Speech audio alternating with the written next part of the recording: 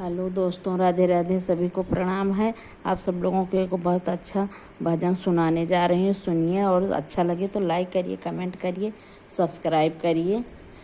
तोहरा बैल मर कहवा बैल नहीं बान बेहेबो ओला। तोहरा बैल मर कहवा बैल नहीं बान हे बोला।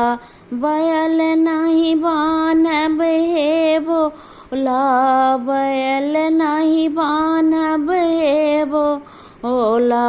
तोहरा बैल मर कहवा बैल नहीं बान्हब हे बोला। तोहरा बैल मर कहवा बैल नहीं बान्हब हे बोला। तोहरे बैलवा के बड़ी बड़ी अखिया, तोहरे बैलवा के बड़ी बड़ी अखिया, बड़ी बड़ी अखिया हो बड़ी बड़ी अखिया, बड़ी बड़ी अखिया हो बड़ी बड़ी अखिया। हमें देखी डरवावे हो बैल नहीं बान्हब हे बोला। यरे घुइरी घुइरी डरवावे बैल नहीं बान्हब हे भोला। यरे घुइरी घुइरी डरवावे बैल नहीं बान्हब हे भोला।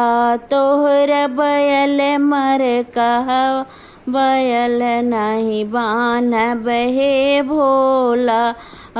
तोहरा बैल मर कहवा बैल नहीं बान्हब हे भोला।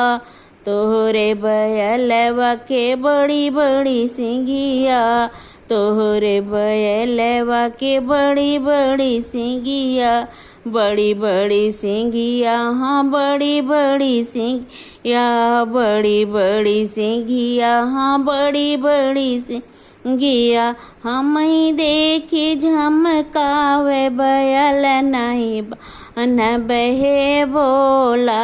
यरे हमें देखी झमकावे बैल नहीं बान्हब हे भोला। तोहरा बैल मर कहवा बैल नहीं बान्हब हे भोला। यरे तोहरा बैल मर कहवा बैल नहीं बान्हब हे भोला। तोहरे बैलवा के बड़ी बड़ी टंगिया, तोहरे बैलवा के बड़ी बड़ी टंगिया, बड़ी बड़ी टंगिया, हाँ बड़ी बड़ी टंगिया, बड़ी बड़ी टंगिया, हाँ बड़ी बड़ी टंगिया। कूदी कूदी डरवावे बैल नहीं बान्हब हे बोला। यरे कूदी कूदी डरवावे बैल नहीं बान्हब हे भोला। यरे तोहरा बैल मर कहवा बैल नहीं बान्हब हे भोला। यरे तोहरा बैल मर कहवा बैल नहीं बान्हब हे भोला।